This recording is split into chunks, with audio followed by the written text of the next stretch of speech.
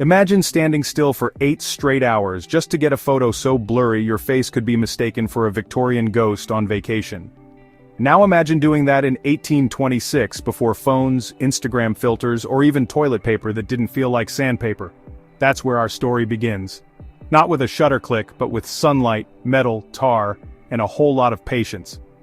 Welcome to the world we live in, where history gets pixelated, and stories like this get the exposure they deserve. Today, we're unboxing the story behind the first photograph ever taken, how it worked, who took it, why it matters, and how it snowballed into selfies, surveillance, and spam filters.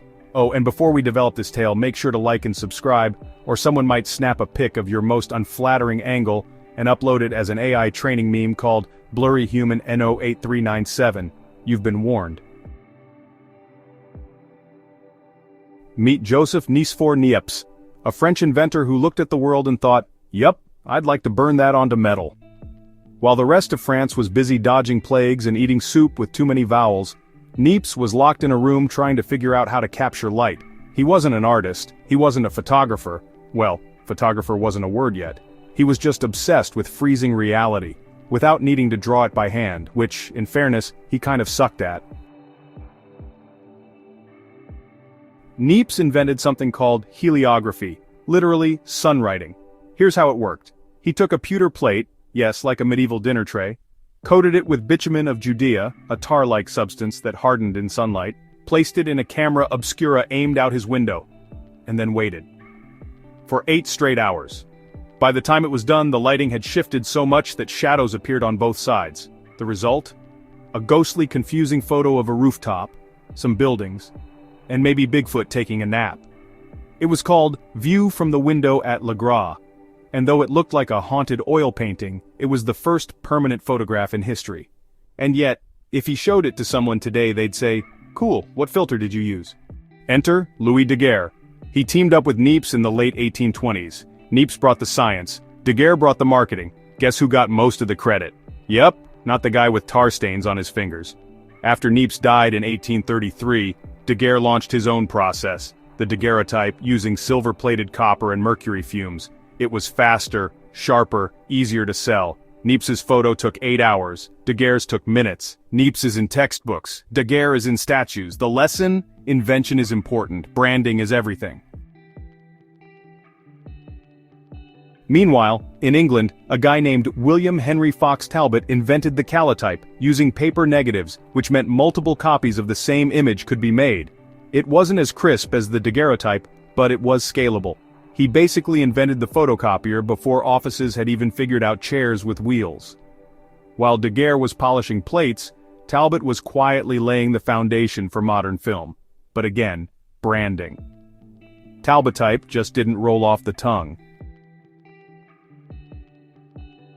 Let's fast forward to 1839, when a man named Robert Cornelius in Philadelphia took one of the most important photos in history, which was of himself. He removed the lens cap, ran into the frame, stood still for over a minute, and boom, the first selfie was born.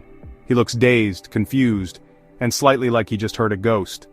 But hey, relatable. We've been taking awkward photos of ourselves ever since. Cornelius just did it before it was cool, or filtered. By the 20th century, photography went cosmic. In 1968, Apollo 8 astronauts snapped Earthrise, our planet rising over the lunar horizon. In 1990, Voyager 1 sent back Pale Blue Dot, a photo of Earth as a single pixel floating in the void. From rooftops in France to galaxies far, far away, the camera became our eye into infinity. What started as 8 hours of sunlight on tar became a way to stare into the soul of the universe. Today, photos are everywhere, but not always in ways Niépce could have imagined. We've gone from "let's remember this moment" to "let's photograph our lunch from 6 angles and still hate all of them." But there's a darker side. Surveillance cameras track us. Facial recognition misidentifies people. Deepfakes twist reality into propaganda. The camera used to capture truth. Now it can manufacture it. If Niépce came back today, he'd ask, "Why are you pointing that thing at your pancakes?" Not every idea was a winner. Some of them failed miserably. There was the photographic revolver, a literal camera shaped like a gun, designed to capture movement by firing frames like bullets. Great for science, terrible for airport security. Or the exploding flash powder which lit up rooms, and sometimes people. Some cameras required standing so still for so long that subjects literally used head braces to stay upright. Ever wondered why Victorian people look dead inside? Because their necks were being held hostage by iron rods. Photography has come a long way, mostly without casualties. Yes, mostly. Some photos didn't just capture history, they made it, like the 1972 Napalm Girl photo from Vietnam. I won't show you the photo yet, it's so horrifying it helped shift public opinion against the war. Or the 1984 Afghan Girl cover on National Geographic. A single stare that humanized an entire refugee crisis. Images of the Holocaust, the Civil Rights Movement, Tiananmen Square. One photo can speak louder than 1,000 politicians. It's tempting to dismiss Niépce's ghostly barnyard as just a relic, but it wasn't just a photo, it was proof. Proof that light could be frozen, that time could be preserved, that reality could be captured and shared. It laid the groundwork for everything. From X-rays to iPhones, from space telescopes to courtroom evidence. And in a world where we scroll past thousands of images a day, maybe that one blurry photo reminds us to stop, to look, to appreciate. Because before the likes, before the filters, before the endless scroll, there was a man, a rooftop, and the idea that maybe light could remember us. By now, you know who invented photography, how it worked, and how it mutated into a digital beast that lives in your pocket. But let's dig into some weird, wild photo facts you probably didn't see coming, unless someone posted them as a Twitter thread already. The first color photo was a tartan ribbon? In 1861, Scottish physicist James Clerk Maxwell created the first color photograph. And what did he choose as the subject? A plaid ribbon. Because if you're going to invent color, you might as well go full Scottish. The technique involved photographing the ribbon through red, green, and blue filters, then combining the images.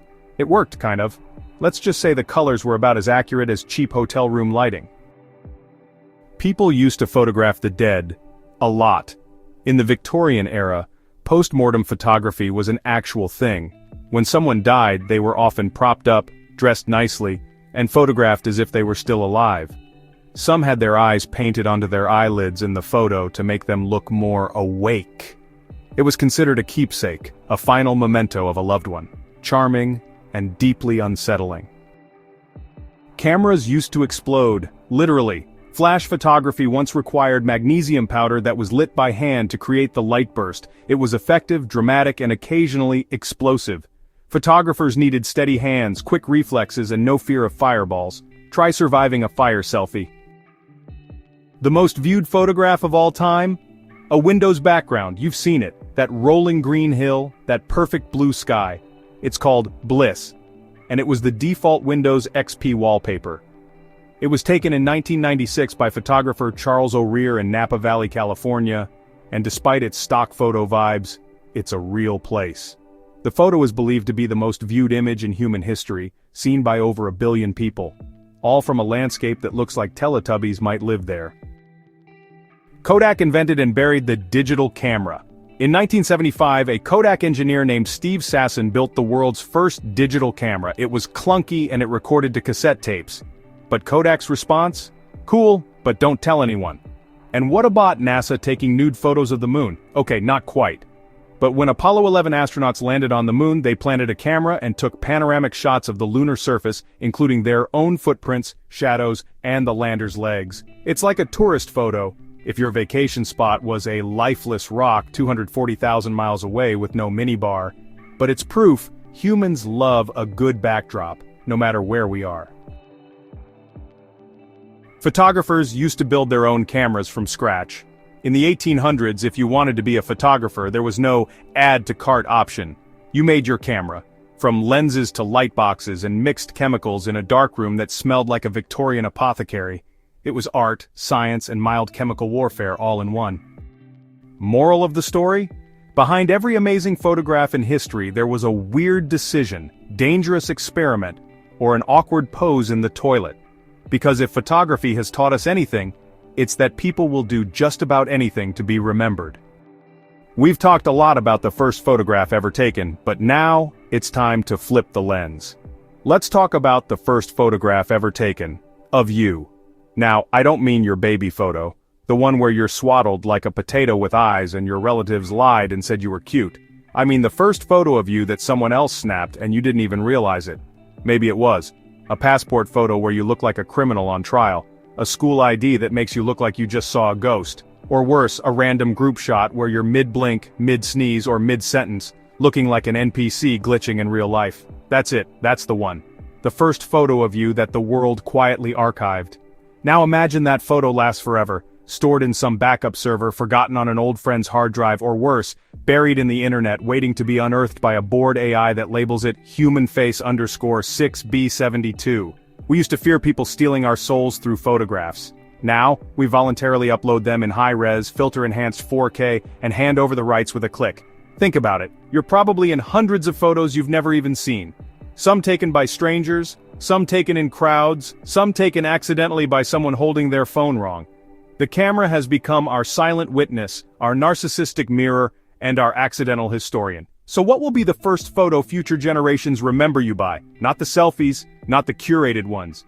Maybe it's that old photo your phone auto-uploaded to the cloud. Maybe it's your ID photo on file somewhere. Maybe it's a single blurry frame in the background of someone else's viral TikTok. Whatever it is, it probably wasn't your choice. But it might just outlive you. Just like Niépce's strange window photo, the first photo of you might one day be your only surviving echo. So, maybe double-check what you're posting, or at least clean up your camera roll before the historians show up. So, we met Joseph Nicéphore Niépce, the man who basically invented photography by sunburning tar on a pewter plate for 8 hours. We explored rooftop shadows, daguerreotype drama, the birth of the selfie, and the cosmic lens into space. We learned that photos have frozen history, exposed injustice, and occasionally turned us all into narcissists with face filters. If you liked this deep focus look into the past and you're curious about more first ones ever of the world, hit the like and subscribe, or someone might resurrect your old webcam pics from 2009 and turn them into motivational posters titled "Cringe But Survived." From blurry rooftops to deepfakes and duck faces, this is how we captured reality in the world we live in.